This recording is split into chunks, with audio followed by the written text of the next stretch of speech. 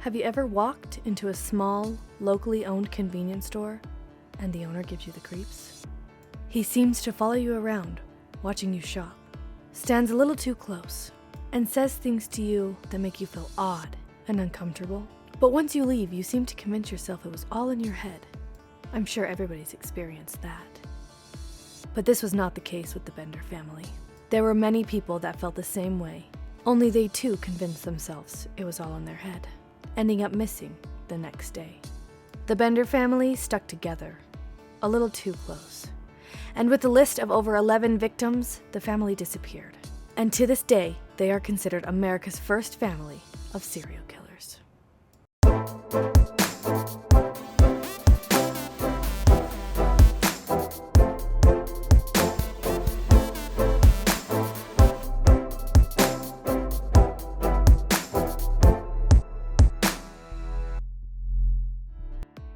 Hi guys, and welcome back to my podcast. I'm your host Lulu, and today is episode 2 of the Bender family murders.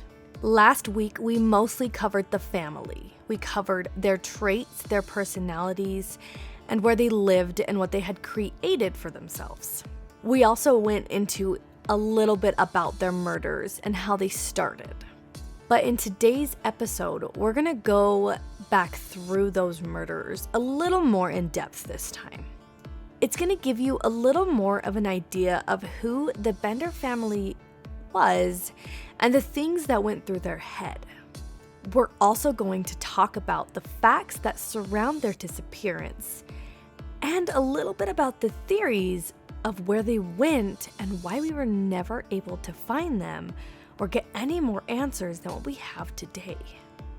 Last week, we left off on George Longcore.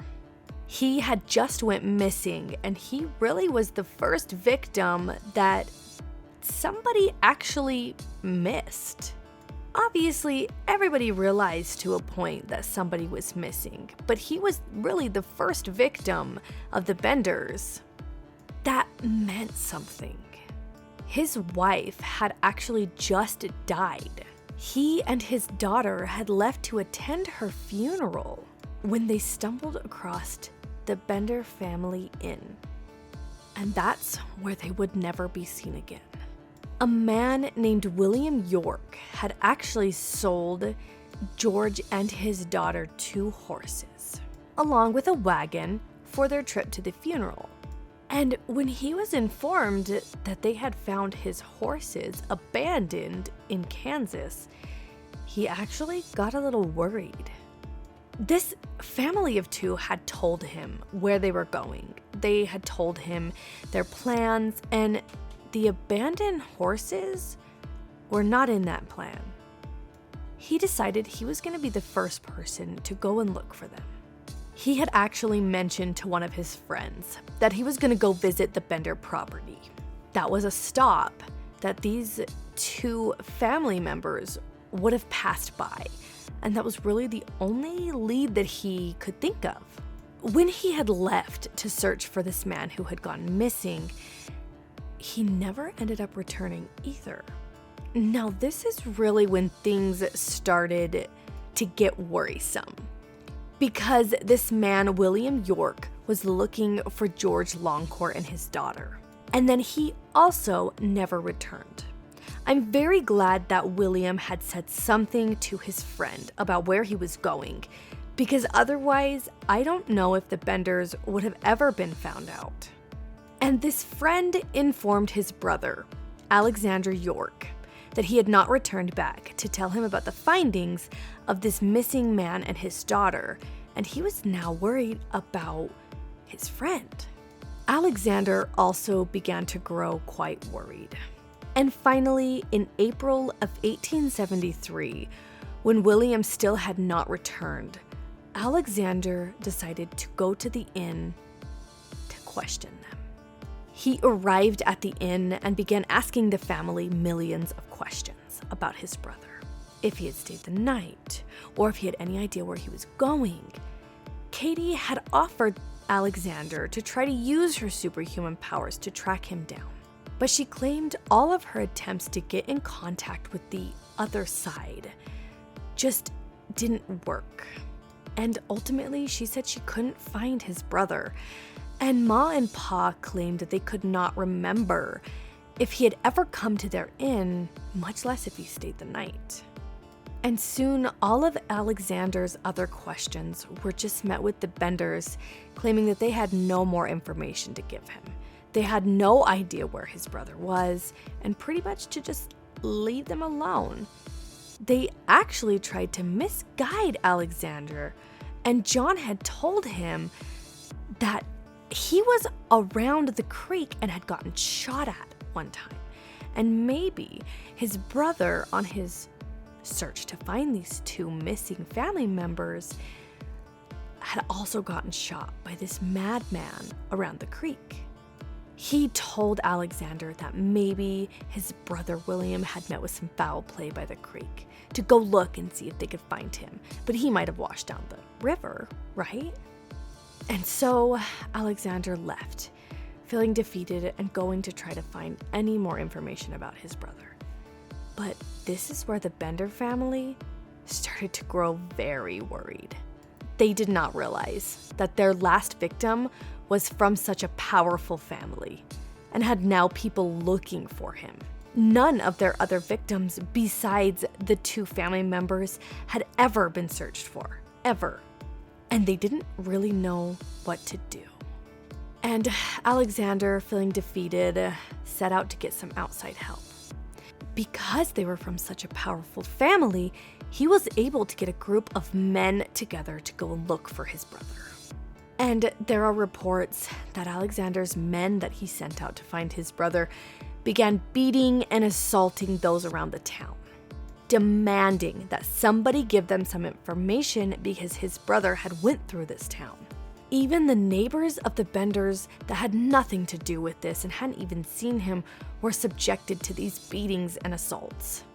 They would also track down the people in the town that had bad reputations or that were spiritualists, and they would hang them by their necks as torture to try to get any information out of anybody. But in the end, this torture and cruel behavior they subjected these people to came up empty-handed. And it was the Benders' neighbors who finally cracked the William case wide open. And a lot more cases in that matter. Here's where we're going to start getting into the events that followed. On the 6th of April, a wagon was discovered. It was abandoned, and on the inside was a pulled-down sign that read, "Grocery." There was a shotgun and a starving terrier dog. At the time they found this wagon, they didn't know whose wagon it was. But a couple days later, the neighbors of the Benders noticed that the inn seemed deserted. And thinking back on it, they couldn't think of the last time they seen the Benders. It had been almost 3 weeks. And obviously, even though these neighbors did not love the Bender family and did not love Ma and Pa, they grew worried because of the many disappearances around this town. They decided they were going to go and investigate to make sure that the Benders did not meet the horrible fate that these other travelers were meeting around the town. They decided they were going to check and make sure these Benders did not fall into a horrible fate. They were worried that somebody had visited them and either kidnapped them or taken them out in the inn, because they didn't tell anybody that they were moving, so they couldn't have just up and left, right? They walked on the property, and the first thing that they noticed was the wagon and the family's dog that usually was outside were gone. There was also a calf and a couple other animals around the farm that the family had owned that were starving to death, and some had already died because they had not been fed in so long. With this worrying piece of information, they decided to break into the inn to make sure everything was okay. It was eerie and quiet when they opened the door, and that's where they noticed dozens of bullet holes in the side of the house. There was clothing and paper that had been burned, like somebody was trying to hide something. And the Benders' clothes that they had been known to wear every single day were still hanging on a dry line within the house. It literally looked like the Benders had just disappeared. And that's when they noticed that the Benders' best dress clothing were gone. But all of the food that the Benders had provided and cooked for lonely travelers and themselves still remained in the house. And when they walked in, they also discovered a bloody headboard because whatever happened to the Benders did not look good. And in their investigation, that's where they found a trap door that had been nailed shut. Now, I can only imagine the sinking feeling that grew in their stomachs when they forced that door open, because they were slapped in the face with a horrible stench. The door that opened led to a very, very small cellar that nobody knew about. And these neighbors, now knee-deep in mystery, decided to go in. It is said that the deeper they got, the stronger that scent got. It was so terrible that they were covering their noses and gagging, and they began to slow their descent until they were at a full stop, not wanting to go any farther because that scent was just so horrific. They could not stand to take another step. But finally, whether out of bravery or fear, someone decided that they needed to go farther. They needed to find out where this smell was coming from to make sure that the family was not down in this mysterious basement.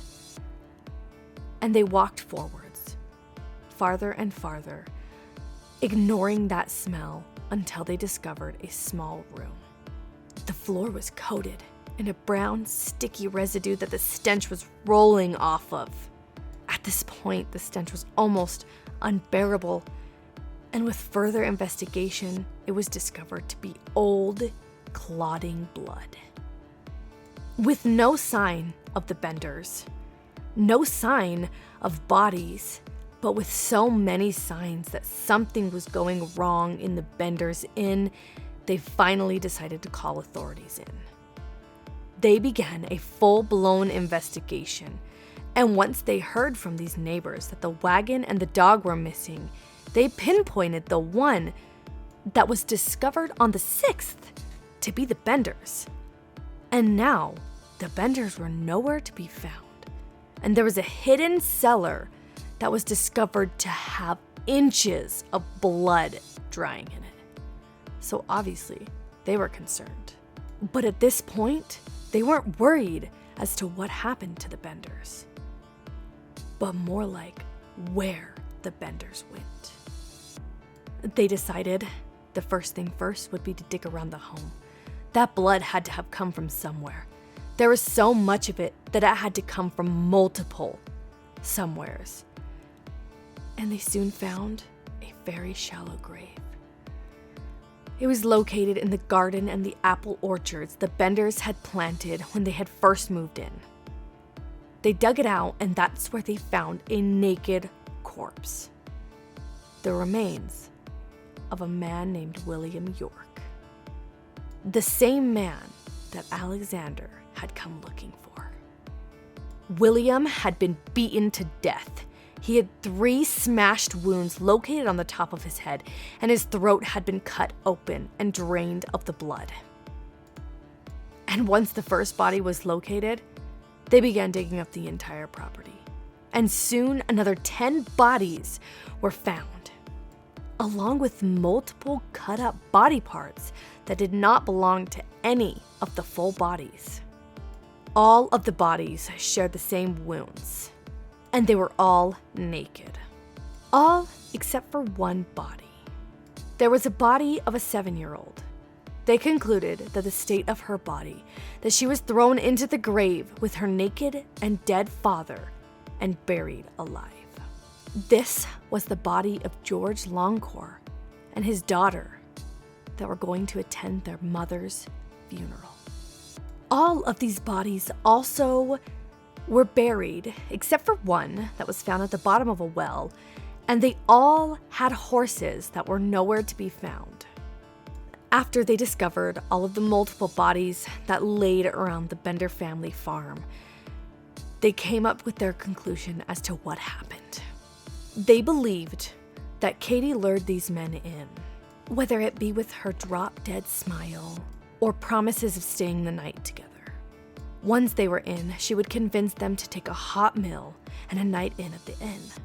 That is when she would place them down on the seat with their backs against the canvas, and they would serve them food.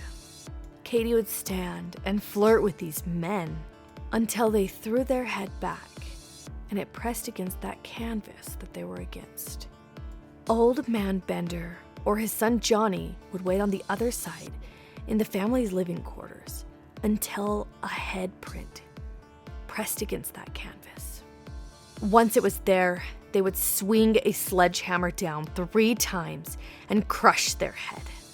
The bodies of these unsuspected men would fall on the ground.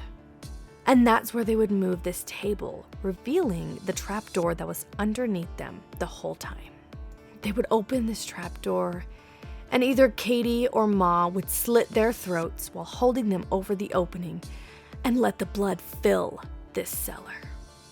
Once the bodies were pretty much empty of blood, at least through the throat, they would toss them into the cellar and close the trapdoor, bringing everything back to order, and wait until they felt like it was the perfect time at night to enter the cellar, strip them naked, rob them, and plant their bodies in the orchard. But all of the men that they murdered and robbed did not have a lot of money, so it is not believed that the Benders killed for the money. But they think the Benders took that as a bonus and that they really just killed for the thrill to kill. Now, obviously, because we never found the Benders alive, or dead for that matter, we could not ever ask them what happened. This is based off of the authorities' hunches because of how the victims were killed, and because of how they managed to get away with it and never have an alive victim, besides the one man who claims that he witnessed a murder happen. And once they discovered all of these bodies, they knew the Benders had to be responsible. It was just a matter of finding these murderers. And soon they took off, searching everywhere for them. But at this point, they had no idea how long the family had been gone or where they could have gone, because they left their wagon here. And the neighbors couldn't remember an exact day they saw the Benders last, just that it had been about 3 weeks. Here's where we get into a couple of the popular theories. Some people believe that they had to have fled to Mexico or back home to Germany. Others thought that they went west. And some thought that somehow they had escaped in a hot air balloon without anybody ever seeing them. Another popular rumor was that they had actually been tracked down by a gang. They got killed and they looted their bodies and split what they had pulled off of the Bender families. But honestly, nobody knows. And even to this day, we still don't know, since we have never found their bodies or any proof of where they could have gone. And quickly after the murders were discovered and the searches were underway, word got back to thrill seekers and crime lovers, because even back then, there were people like us. Everybody flocked to this farm in hopes of finding something to take. The home was quickly stripped of anything that it had by these sticky hands of the tourists who wanted to remember this gruesome crime. And still to this day, thrill seekers will travel to that area just to see the site and the land that hosted these grisly events. Reward money was put up for the location of the Benders, and a frenzy of people began to search for them. But nobody really knew what these families looked like because they had burned all of the pictures and information about them. And they didn't even really have their real names. Hence why we have no explanation as to what Katie looks like, and no real name to give to Ma. Only 4 victims that fell to the Benders were successfully claimed, and the rest were reburied at the Bender Mounds. Like I said, most of the people that fell to the Bender family's grisly hands were travelers.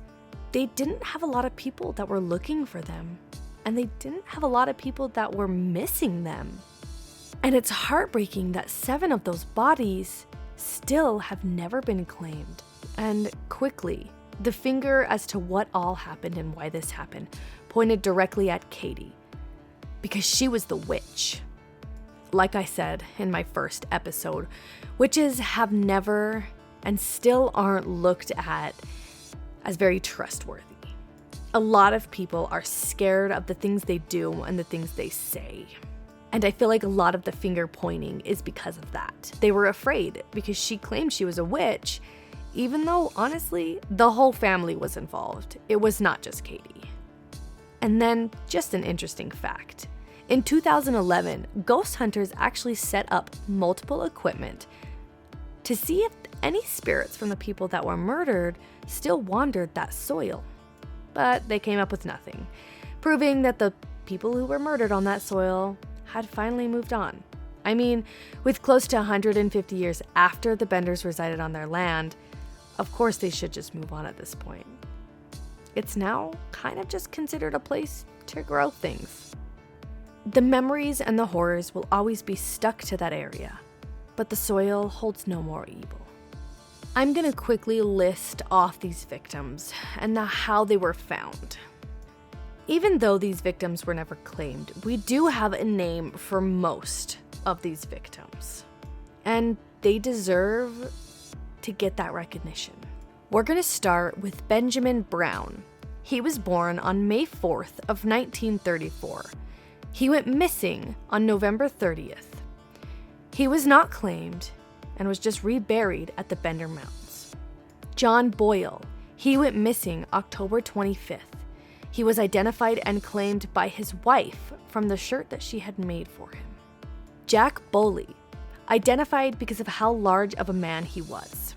His horse was also located at the Liberty Railway Station, about 16 miles away from the farm.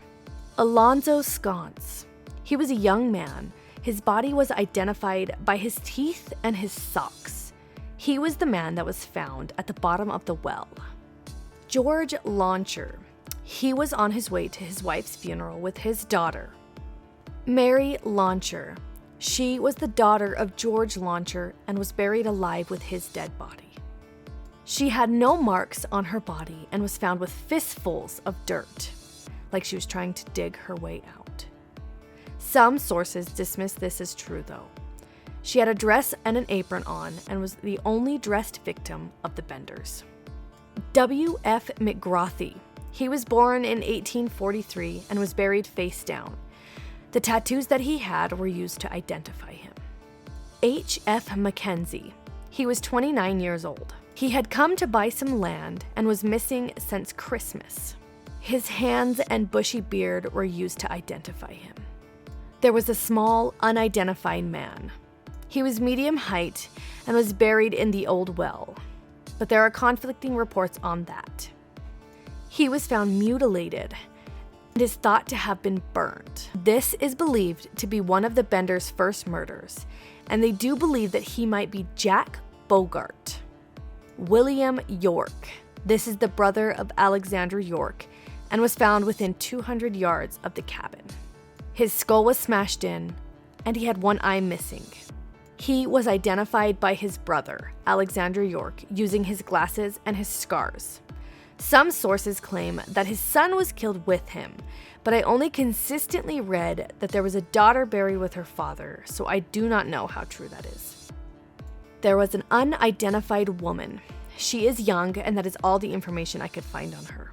She is the only other woman besides the young girl that was murdered by the Benders. There was a man named Jones. Some sources listed him as a victim, but this has not been confirmed. And the authorities also believe that this is just scratching the surface. They believe the Benders could have murdered up to 40 people who have either never been located or never officially been connected to the case. Remember, there was a lot of random body parts that they also dug up. 8 people were arrested as accomplices to the Bender family murders. But the newspaper at the time stated it was only because they were spiritualists, like Katie. Here is a list of the people arrested. Rudolph Brockman, Thomas, Suzanne, and Mary Thayak, A.W. King, Jack Rogers, George Partson, Major Meffert and his wife, Joseph Mountain and his wife, Bean and his wife, Steffens and his wife. I could not find if these people were charged. I don't think they were. I think that they were able to determine the Bender family did all of their murdering as a family. There was an elderly man that was arrested in 1884. They had suspected at the time that he could be Pa because he met the written description of Pa at the time of his disappearance. He had also killed somebody in Idaho with a hammer, smashing their heads in as well. But when they were waiting for the authorities back in Kansas to get back to them, he cut his foot off to try to escape the authorities, and it caused him to bleed out and die before they could ever properly identify him. Then, in 1889, a woman and a daughter were arrested in Michigan for stealing at the time. Authorities believed that this had to be Katie and Ma Bender. When they brought them back to Kansas, though, the panel of people they used to confirm them was inconclusive. Some people did not think that they looked like Katie and Ma Bender. So they were later released back to Michigan under the identities of Alamira and Sarah Elizabeth.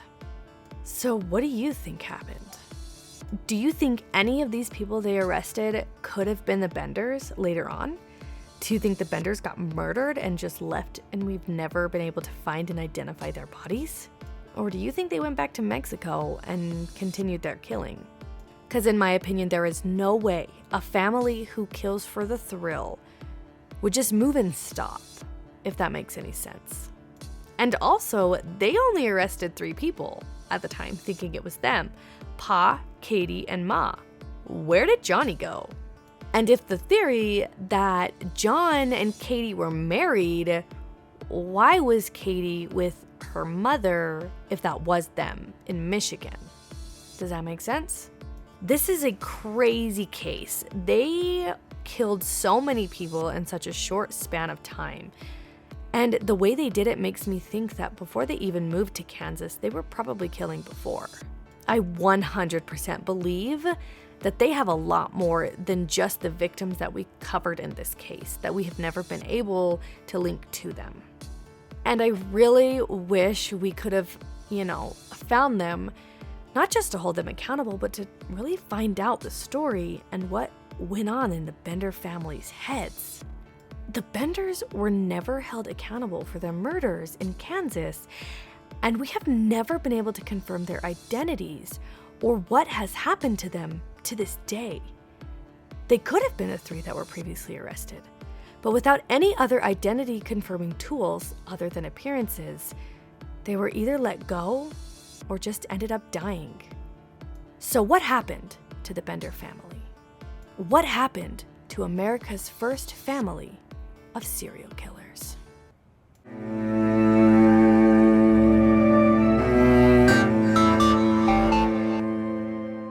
There may be false or misleading information throughout this podcast.